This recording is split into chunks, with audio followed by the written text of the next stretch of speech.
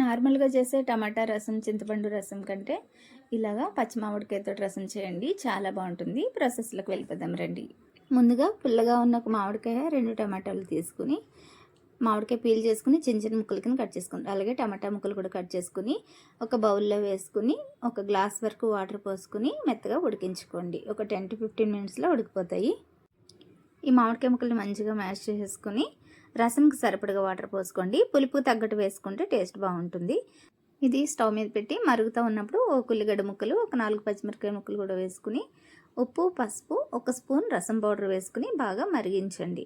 పోపు కోసం తడక పెన్ పెట్టుకుని ఆయిల్ వేసుకుని వెల్లుల్లిపాయలు, జీలకర్ర, ఆవాలు, ఎండుమిర్చి, కరివేపాకు వేసుకుని పోపు ఎర్రగా వేగిన తర్వాత రసంలో వేసేసుకోండి.